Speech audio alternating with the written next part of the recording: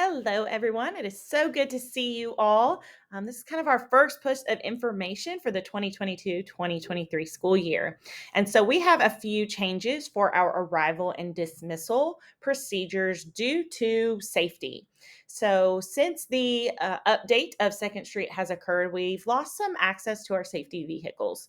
And so it is very hard for our fire trucks, police, and anybody going westbound on Second Street to make it around our drop off and pickup lines due to our traffic being backed up onto Second Street. So we've tried to make some adjustments to help in that way.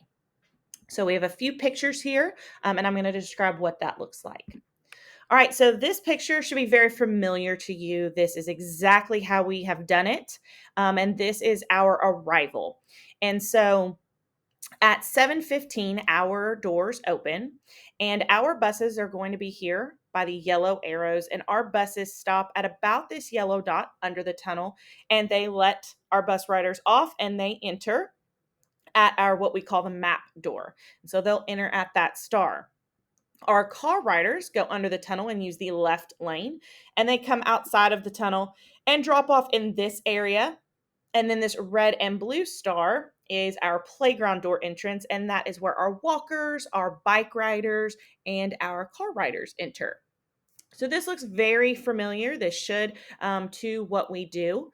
And so you might see some cars turning into this area. And that is because we allow our staff to use that as an entrance before 7:10, because there's a really strong possibility that our staff get stuck in the line and then can't get into the building. We allow them to use the exit as an entrance because there should not be any outgoing traffic from that area at that time. And so the people that you see turning in down here before 7:10 is staff of Second Street. So very familiar.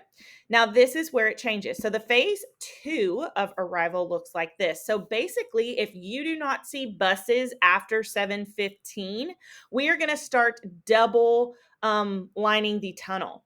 And so our car riders have always used the left lane, but once the buses are gone, and if you don't see a bus, I need you to start filling in the two sides of the tunnel. And so we will be single lane as you enter. And then as you go to the tunnel, you can pick the lane at that point. And there will be a merge spot up here, but then you will be coming out and letting your child out and entering the playground door represented here by the red and blue star. And so we ask that you do not let your children out of the vehicle if they are in the tunnel, especially because we will be double laned, and that is just a huge safety issue.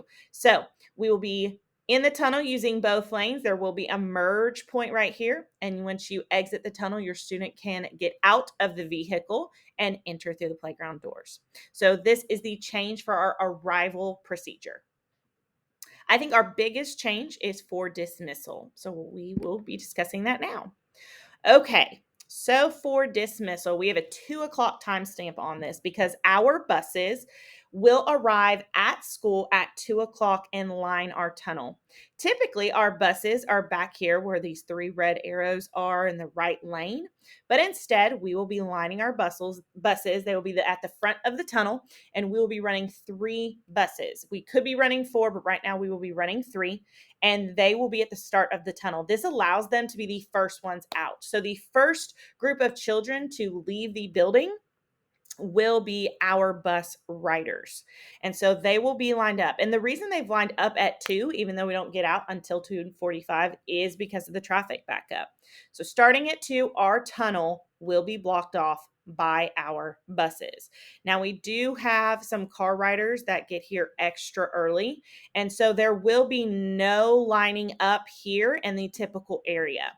So if you are lined up in this area, at any time, if the buses are still in the tunnel and you are here to pick up your child at regular dismissal time, then you will be asked to circle back around, or you may go hang out downtown until it is time for dismissal. So there will be no parking.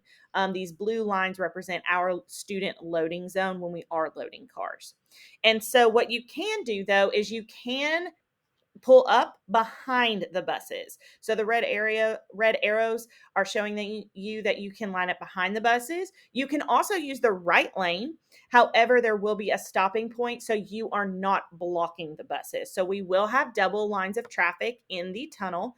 The left lane will be behind the buses to start. Now, the other areas and things that are new are down here. We have a gate.